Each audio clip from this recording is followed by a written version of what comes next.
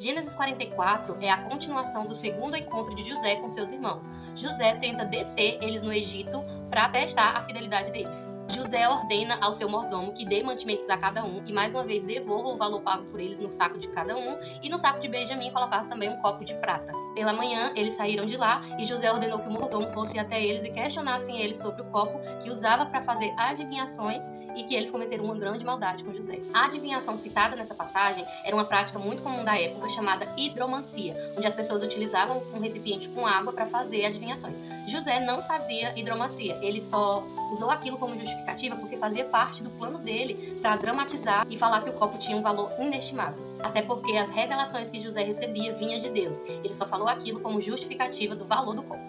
Os irmãos de José ficaram surpresos e falaram que jamais fariam aquilo, até porque eles agiram com honestidade desde o primeiro momento, até trouxeram o valor de volta que foi devolvido na primeira vez, então não tinha nenhum motivo para eles furtarem qualquer coisa da casa de José. E então eles disseram que se o copo fosse encontrado com algum deles, a pessoa poderia ser morta e os restantes serem escravizados. Mas o mordomo disse que apenas o que o copo fosse encontrado que seria escravo e os restantes seriam livres. Aqui, José estava testando a atitude dos seus irmãos diante da possibilidade de que Benjamim se tornaria um escravo, já que eles tinham vendido José como escravo aos comerciantes ismaelitas. Os sacos foram examinados do mais velho ao mais novo e o copo de prata foi encontrado no saco de Benjamim. Então eles rasgaram as vestes, demonstrando quanto ficaram angustiados e demonstrando também amor ao seu irmão e ao seu pai, que sofreria muito caso algo acontecesse com Benjamim.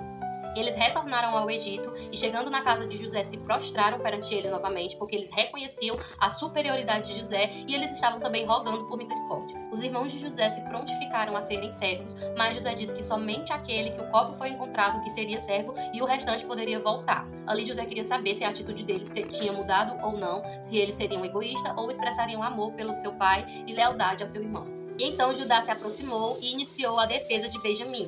Essa liderança de Judá também prenunciou a liderança que foi confiada por Deus quando ele se torna o patriarca real da tribo de Judá em Israel. Judá reconheceu a posição de José e também a iniquidade que eles cometeram anteriormente com José. Ele explicou que não poderiam retornar para casa sem o irmão mais novo, pois o pai deles já tinha sofrido muito com a perda de José e ele não suportaria perder o último filho da mulher que ele amava. Se isso acontecesse, Jacó desceria à sepultura com tristeza. E Judá era o fiador de Benjamim. Antes ele tinha assumido a responsabilidade dele com seu pai, e aí ele se ofereceu para ser escravo no lugar dele. Esse Judá aqui não parecia com o mesmo Judá que tinha negociado José como escravo. E esse amor sacrificial que Judá demonstrou era uma tipificação do que faria um membro da tribo de Judá. Não é à toa que na expiação, Jesus tomou o lugar dos pecadores culpados. Gênesis 45 conta sobre a revelação da identidade de José aos seus irmãos. José planejou todos aqueles testes para que tivesse um desfecho para ele revelar sua identidade e também para que tivesse perdão e reconciliação entre eles. E tudo isso foi providência de Deus, que sempre esteve no governo de tudo. José não conseguiu mais se conter e ordenou que os seus servos saíssem da sua presença para que ele pudesse revelar sua identidade. Depois de José dizer quem ele era, ele perguntou se o seu pai ainda vive. Os irmãos ficaram tão perplexos e atemorizados que não conseguiram nem responder. José diz que o testemunho de tudo o que aconteceu com ele fazia parte da providência de Deus. Os irmãos não precisariam ficar irritados pelo que eles fizeram, porque tudo fazia parte dos propósitos eternos de Deus. Os irmãos estavam muito arrependidos pelo que fizeram e com os corações contritos, mas eles contemplaram a graça de Deus que conservou a vida de José. A terra estava em crise há 2 anos e ainda faltavam mais 5 anos de falta de lavoura e de colheita. Por isso que Deus providenciou que José fosse ao Egito para que conservasse a sucessão da família da aliança. José deu ordem a eles que levassem o seu pai para lá, contassem que o seu filho estava vivo e de que foi exaltado por Deus na terra do Egito. Todos eles deveriam habitar ali na terra de Gósen, que era uma terra muito fértil no nordeste do Egito. Faraó ficou sabendo que a família de José se mudaria para o Egito e se agradou disso. Então ele disse a José que dissesse aos seus irmãos que lhes daria o melhor da terra do Egito. José providenciou vestes festivas, carros e mantimentos para a viagem para buscar o seu pai na terra de Canaã. E chegando lá, ao saber da notícia, Jacó logo de início não deu muito crédito à notícia de que José estava vivo, mas quando ele viu os carros e todas as evidências, ele ficou muito animado para reencontrar o seu filho.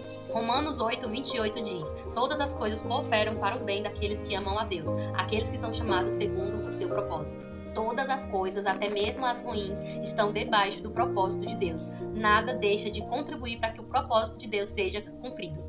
Os irmãos de José tinham praticado mal com ele, mas Deus tornou o mal em bem. Deus governa até as ações humanas para realizar os seus planos. O mal que eles fizeram se tornou parte dos planos do Senhor em preservar a família da aliança. No versículo 7, José diz: Deus me enviou adiante vós para conservar a vossa sucessão na terra. A sucessão que ele se refere aqui nada mais é que os remanescentes, pois José compreendia a fidelidade de Deus às suas promessas da aliança feita com Abraão. Através daquela pequena família, Deus formaria uma grande nação. Aqui foi o cuidado de Deus ao preservar o seu povo fiel, mesmo em tempo de provações. Gênesis 46 conta sobre a ida de Jacó e toda a sua família ao Egito. No caminho, Jacó passou em Berseba e ofereceu sacrifícios ao Senhor. E esse lugar, Abraão, Isaque e o próprio Jacó já tinham adorado ao Senhor em outras ocasiões, como lá em Gênesis 21, 26 e 28. A família da aliança estava partindo da terra prometida, então era um momento muito decisivo. Deus falou com Jacó durante a noite em visões e reafirmou as suas promessas da aliança e garantiu também que a casa de Israel não ficaria abandonada no Egito. Deus cuidaria deles e faria uma grande nação. Prometeu também que fariam os israelitas subirem do Egito e que o seu filho José estaria ao seu lado no momento de sua morte. Jacó se levantou de Berseba e partiu para o Egito com toda a sua família nos carros que Faraó disponibilizou para levá-los. Depois, esse capítulo vai listar todos os descendentes de Jacó, os seus filhos e os filhos dos seus filhos, os que nasceram dentro e fora do Egito. E ao todo foram 70 pessoas, uma quantidade completa e um número simbólico que apontava para a nação de Israel que estava emergindo. Ainda não se sabe ao certo por que o escritor bíblico nessa passagem ocultou o nome de algumas pessoas na contagem final, porque a tradução grega do Antigo Testamento hebraico, que é a Bíblia judaica, é citado mais 5 nomes, que totalizam uma lista de 75 pessoas. Não é à toa que no Novo Testamento, lá em Atos 7,14, o escritor bíblico usou essa posição da Bíblia judaica. E José mandou chamar a seu pai Jacó e toda a sua parentela, que era de 75 almas. Mas isso é só uma questão de interpretação, não interfere em nada no resto da história. E então acontece o encontro emocionante de Jacó e José na terra de Gósen. José avisa para eles que partiria para avisar a Faraó que eles chegaram lá e instruiu a eles a dizer a Faraó que eles eram homens de gado, pastores de rebanho. Isso porque, para os egípcios, os pastores de rebanhos eram abominação, e isso pode ser interpretado de duas formas. Ou eram pastores estrangeiros, porque no Egito também tinham rebanhos, ou tinha a ver com os costumes alimentares, já que os pastores hebreus comiam carnes que eram consideradas sagradas para os egípcios. José tinha o objetivo de fazer com que a sua família continuasse habitando ali em Gósen, que era uma área nordeste da terra do Egito, e lá Jacó poderia suportar os seus rebanhos e além de manter eles afastados dos negócios egípcios. E esse isolamento dos israelitas na terra de Gósen também foi providencial, pois lá eles poderiam se desenvolver como nação e não seriam assimilados pela cultura egípcia. E assim também não perderiam a sua identidade.